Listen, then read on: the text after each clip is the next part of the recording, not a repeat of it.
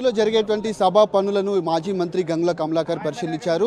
పూర్తిగా కరీంనగర్ నుంచి కూడా ఉన్నటువంటి రూట్లు ఏవైతే ఉన్నాయో వాటన్నిటిని కూడా పరిశీలించుకుంటూ వచ్చినటువంటి నేపథ్యంలో ప్రస్తుతం ఎమ్మెల్యేలు గంగుల కమలాకర్తో పాటు పాడి కౌశిక్ రెడ్డి ఉన్నారు. సార్, ఎట్లాంటి ఏర్పాట్లు కనిపిస్తూ ఉన్నాయి? 25 సంవత్సరాలు మా సిల్వర్ జూబ్లీ ఫంక్షన్ మేము చేసుకున్నామంటే చాలామంది ఇదో రాజకీయ పార్టీ మీటింగ్ అనుకుంటారు. కాదు, వాస్తవంగా తెలంగాణ ప్రజలకు సంబంధించిన పండుగ ఇది. ఎందుకంటే కేసీఆర్ గిట్ట పుట్టకపోతే తెలంగాణ రాష్ట్ర సమితి ఏర్పడేది కాదు. తెలంగాణ రాష్ట్ర సమితి ఏర్పడకపోతే తెలంగాణ రాష్ట్రం వచ్చేది కాదు. అందుకే ఈరోజు కేసీఆర్ గారు స్థాపించిన తెలంగాణ రాష్ట్ర సమితి ప్రజల నుంచి వచ్చిన ఆయుధమే కేసీఆర్ గారు. అందుకే ఈరోజు 20 సంవత్సరాల సెలబ్రేషన్ చేస్తున్నామంటే తెలంగాణ ప్రజలందరూ కలిసి చేసుకునే పండుగ అని మేము భావిస్తున్నాం. కేసీఆర్ గారు తలపెట్టింది కాబట్టి తెలంగాణ వచ్చింది. నిజంగానే తెలంగాణ రాకపోతే గత సమైక్య పాలకులో 40-50 సంవత్సరాలు ఎట్లా బతికినో గట్లే బతికే పరిస్థితి. కానీ ఈరోజు కేసీఆర్ గారు తెలంగాణ రాష్ట్రం తీసుకొచ్చింది కాబట్టి అద్భుతంగా ఈరోజు దేశం మొత్తం కూడా తెలంగాణ చూసే విధంగా అభివృద్ధి జరిగింది. అందుకే ఈరోజు కేసీఆర్ గారికి కరీంనగర్ జిల్లా అంటే ఇష్టం, కరీంనగర్ జిల్లా ప్రజలకు కేసీఆర్ అంటే ఇష్టం. అందుకే 2001లో మొట్టమొదటిసారి విధంగా సింహగర్జన పెట్టింది టీఆర్ఎస్ పార్టీ స్థాపించినప్పుడు కరీంనగర్ నగరం నుంచే. తదనంతరంగా మళ్ళీ ఉద్యమం కేసీఆర్ వచ్చుడో తెలంగాణ వచ్చుడో స్టార్ట్ చేసిన కరీంనగర్ నగరం నుంచి. ప్రభుత్వం వచ్చిన తర్వాత ఒక గొప్ప పథకాలు దళిత బంధు పథకం కానీ రైతు బంధు పథకం కానీ స్థాపించింది కరీంనగర్ జిల్లా. అందుకే కరీంనగర్ జిల్లా ప్రజలంటే కేసీఆర్కి ఇష్టము, కేసీఆర్ అంటే కరీంనగర్ జిల్లా ప్రజలకు ఇష్టం. అందుకే ఈరోజు ఉమ్మడి కరీంనగర్ జిల్లాలో మా జిల్లాలో మరొక గొప్ప సంఘటన ఈరోజు 20 సంవత్సరాల సెలబ్రేషన్ జరుగుతుంది కాబట్టి ఇది మా అందరి పండుగ. ఈ సభ ఒక చరిత్ర నిలిచిపడ్డది. దేశం మొత్తం కూడా మరొకసారి కేసీఆర్ వైపు చూస్తున్నారు, ఎలకత్తి వైపు చూస్తున్నారు. అందుకే ఈరోజు ఇంత పెద్ద గొప్ప సభలు నిర్వహించడంలో ఏకైక సాధ్యమయ్యే పార్టీ టీఆర్ఎస్ పార్టీ. అది కేసీఆర్కి మాత్రం సాధ్యమైతే ప్రజలు ఉన్నాయి కాబట్టి గొప్ప బహిరంగ సభ చరిత్ర నిలిచడం కాబట్టి మేము మా జిల్లా వాళ్ళందరూ మా శాసనసభ్యులు కౌశిక్ రెడ్డి గారు కానీ మా మాజీ సభ్యులు రవిశంకర్ గారని నారద లక్ష్మణ్ జీవి అందరం కలిసి ఏమనుకుంటే మరి మన క్యాడర్ని తీసుకొస్తాం, ఎక్కడ ఇబ్బంది కాకుండా వాళ్ళు రిటర్న్ పోవద్దు. అందుకే వాళ్ళ సాఫీగా స్టేజ్ దాకా రావాలంటే రూట్ మ్యాప్ మొత్తం కూడా మా కేటీఆర్ గారు ఎప్పుడైతే మాకు ఆదేశించారో దానికరంగా రెక్కి వాళ్ళు నిర్వహించుకున్నాం. ఎక్కడ చిన్న పొరపాట్లలో కూడా ఎక్కడ అగుడంగా ట్రాఫిక్ జామ్ కాకుండా నేరుగా సభాస్థలికి వచ్చేదాకా కూడా మా క్యాడర్ తీసుకొచ్చే బాధ్యత మీద ఉంటుంది. అందుకే ఈరోజు రూట్ మ్యాప్ తీసుకొని రేపు రెక్కి మళ్ళీ నిర్వహించుకొని సజావుగా మా క్యాడర్ వచ్చే విధంగా మేము యొక్క ఘనంగా సంప్రదించి చేసుకున్నాం. ముఖ్యంగా కరీంనగర్ నుంచి 2-3 సార్లు కూడా సమీక్షలు నిర్వహించారు. ఎందుకంటే చాలా మంది కూడా కరీంనగర్, నిజామాబాద్, ఆదిలాబాద్ నుంచి కావచ్చు, ఇటు వరంగల్, ఖమ్మం నుంచి కూడా వస్తూ ఉంటారు. కరీంనగర్నే ముందుగా ఎందుకు ఎంచుకున్నారని మీరు భావిస్తున్నారు? అందుకే కరీంనగర్ అంటే కేసీఆర్ సెంటిమెంటు. కరీంనగర్ నుంచి ఏది ప్రారంభించినా సక్సెస్ఫుల్ అయింది. 2018 సంవత్సరంలో రెండోసారి ఎన్నికలప్పుడు ఇదే ఎల్కతుర్తి హుస్నాబాద్ కాన్స్టిట్యూన్సీలో మీటింగ్ పెట్టడం జరిగింది. రెండోసారి అధికారం వచ్చిండు.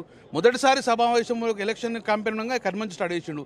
అంటే కరీంనగర్ అనేది మా టీఆర్ఎస్ పార్టీకి సెంటిమెంట్, తెలంగాణ ప్రజలకు సెంటిమెంట్. కాబట్టి ఈరోజు తెలంగాణలో ముఖ్య పోషించేది ఈరోజు కరీంనగర్.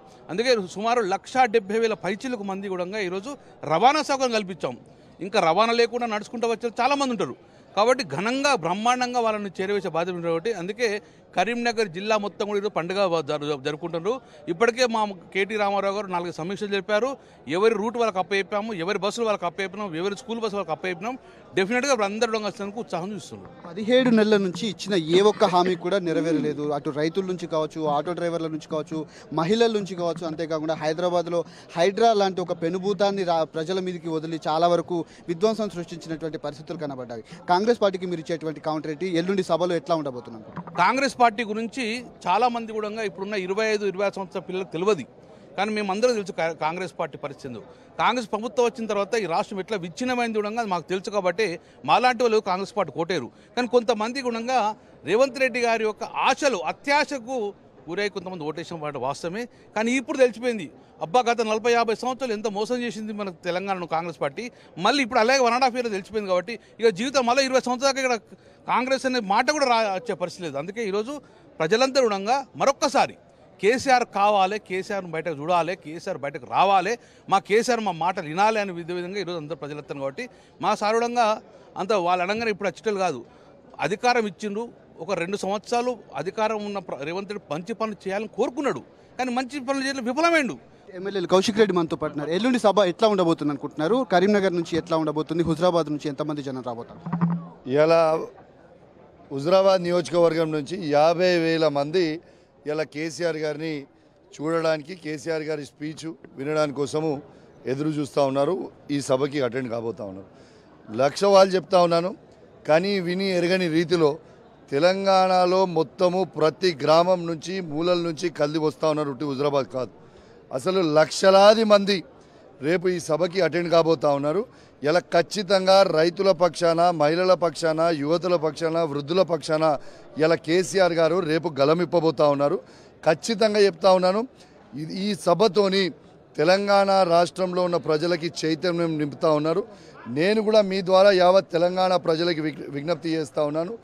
తెలంగాణలో ఉన్న ప్రతి కేసీఆర్ గారి అభిమాని, తెలంగాణ గుండె చప్పుడు, కేసీఆర్ గారి గుండె చప్పుడు ఉన్న ప్రతి ఒక్కరు కూడా తరలి రావాలని విజ్ఞప్తి చేస్తూ సెలవు తీసుకున్నాను. Thank you. రైట్, ఇది వారు చెప్తున్నటువంటి పరిస్థితి కనబడుతుంది. ఎల్లుండి జరగబోయేటువంటి సభకు కరీంనగర్ జిల్లాను ఎంచుకోవడం అంటే చాలా సెంటిమెంట్గా కేసీఆర్ భావిస్తారు. కాబట్టి రాష్ట్ర ప్రభుత్వం ఇచ్చినటువంటి ఏ ఒక్క హామీ కూడా నెరవేరలేదు. అన్ని రంగాలు కూడా పూర్తిగా విధ్వంసమైనటువంటి పరిస్థితులు కనబడుతున్నాయంటూ కూడా ఇప్పటికే కరీంనగర్ జిల్లాకు సంబంధించినటువంటి ఎమ్మెల్యేలు చెప్తున్నటువంటి పరిస్థితులు కనబడుతున్నాయి. కేసీఆర్ ప్రసంగం కోసం కూడా చాలా మంది ఎదురు చూస్తున్నారంటూ కూడా వాళ్ళు ధీమా వ్యక్తం చేస్తున్నటువంటి పరిస్థితులు చూసుకోవచ్చు. కెమెరామెన్ సైదులతో కిరణ్, టీ న్యూస్, ఎల్కతుర్తి సభా ప్రాంగణం నుంచి.